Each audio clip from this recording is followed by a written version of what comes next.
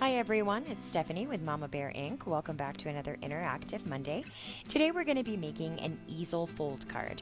And this is a card I saw on another YouTube channel called Dawn Stampin' Thoughts, and I will link to it below. We're starting today with a card base cut to 5.5 by 8.5 inches and scored at 4 1/4. Just folding that in half and burnishing down that fold real well. And for this particular card, that's going to make a difference. The other pieces of paper we're going to need is a piece of white cut to 3 by 4 1/4 inches, 2 pieces of pattern paper cut to 1 1/4 by 4 inches, and 2 more cut to 2 1/4 by 1 7/8. And this pattern paper is from a Heidi Swap patterned paper pack called Dreamy. We're also going to need one 2.5 inch scallop circle, one 2-inch white circle, and then the 2 rectangular pieces there. And I did put the measurements on the screen so that you could pause the video and write those down. Now we're going to be cutting the front flap of our card base, bringing in my Fiskars paper trimmer here. We're going to make 2 cuts on the front of the card. The first at 1.5 and the second at 4 inches. And this is just going to be on the front of the card, so we're going to start at the fold and then cut to the end. They're at 1.5 and again at 4 inches. And that's all the cutting that we need to do. Our next step is to bring in that piece of white cardstock cut to 3 by 4 1/4 inches, and we're going to put some adhesive on the back and put that down right there in the center. And you will see that it is larger than the center flap, but that is exactly how we want it. So we'll put that down centered up as good as we can. Now we're going to take the end flaps and glue those down, and you'll see that it does overlap that white, and that was the look that we're going for there. And we'll do that on both sides. And don't make my mistake, make sure you're nice and straight before you push it down. And because my white piece overlapped the end of my card there just a little bit, I'm just going to trim it up to the end of the card base, and that'll have it a perfect fit. All right, we're going to bring in those 2 pieces of pattern paper that are cut 1 1/4 by 4 inches. And those are just going to be to decorate those side panels. And the measurements are set to cut them to where they have a nice little 1/4 inch border all the way around. And again, we will do that on both sides, centering them as well as I can. The next thing that we're going to do is take that center flap and fold it in half. And we're going to burnish that fold real well. And by folding it, we've now created 2 little boxes, and that's where our other 2 pieces of pattern paper are going to go. And those are again cut at 2 1/4 by 1 7/8 inches. We'll put some adhesive on the back of those and center those up in both of those boxes. And that will have all of our patterned paper with nice little frames. And so that center portion there is what is going to create our easel for our easel card.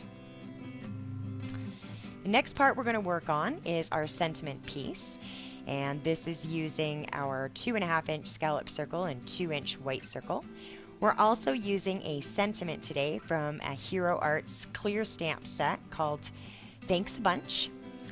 There's just a bunch of different thank yous in that, and I chose this one. And so I was going to stamp that in some VersaFine Black Onyx ink, but changed my mind. These are larger letters, and so I didn't need the ink to be quite so crisp as VersaFine is. So I decided to use Stampin' Up! Strawberry Slush ink. And so we're just going to get that open and ink up our stamp real well. And you could stamp this on your paper and then center your punch around it. I just pre-punched everything to have it ready for the video, so I stamped on the punch.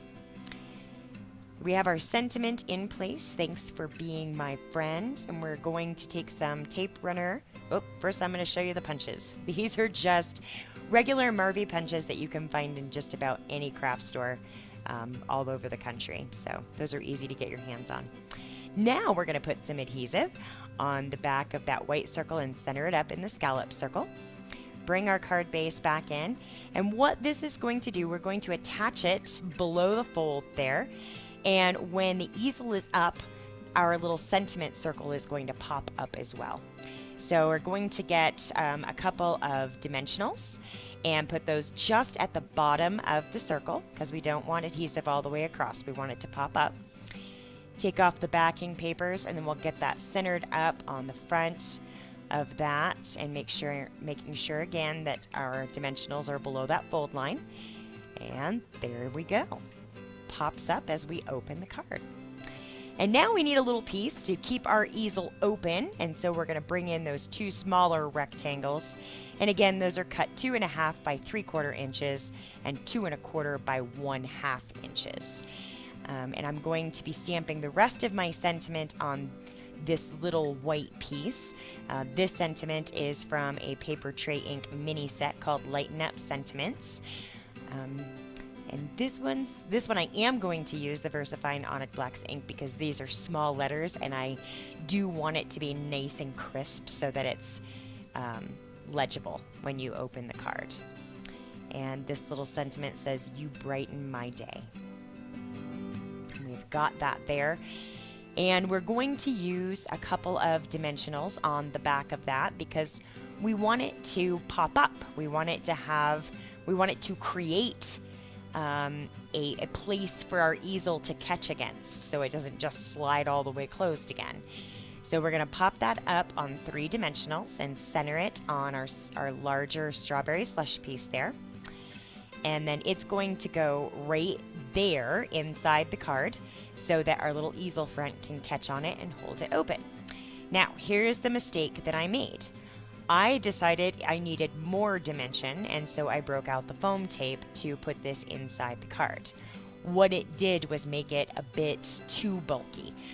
So when you closed the card, there was kind of this big lump in the middle. So my recommendation is don't use foam tape for this step.